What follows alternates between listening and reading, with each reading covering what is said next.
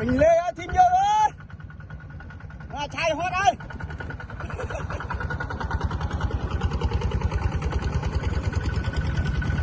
Rất. Lên tân lên đây ơi.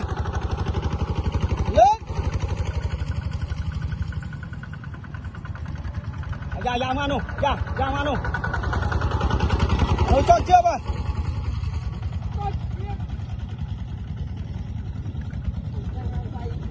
Hấp chắc đầy rồi.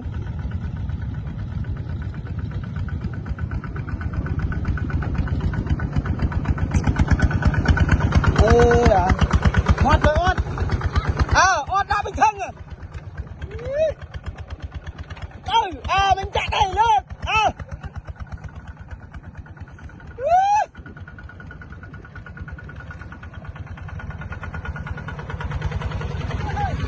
Mày ăn hót thế nào? Ê. Tê. Ôi nó hót mày đâu?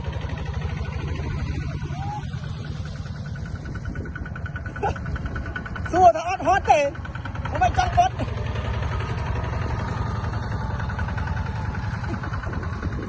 Bình lê con coi. Để xua thằng hót. Hót ở bên đây chộp. Mấy vậy? Tạm kê nó hơi.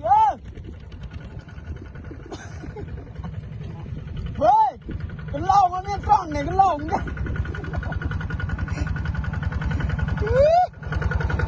Kêu con đường đi. Xua thằng hót đây. Lòng đấy mà. Hãy subscribe channel tôi anh Mùi rồi. Chi biết ơn mô pì. Đây giờ mà đại rồi. Không xui được kì. Mò chăng mày đây nó thôi.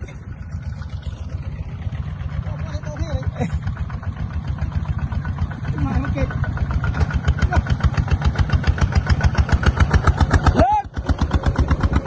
Thưa bà này ổn lên à.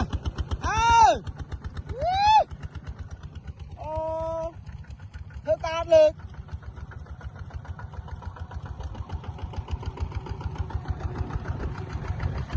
Anh em mê thím lên. Lên.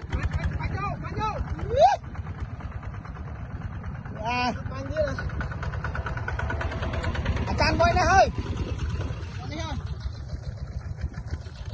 Bọt vào, lên bọt vào.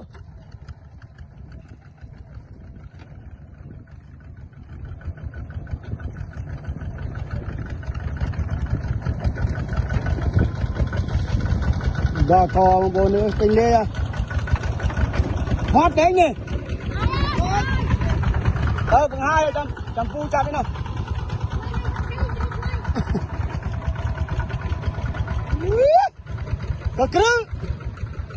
Cà krư, ông bọn ơi, cà krư. Bọt mau. Hãy bánh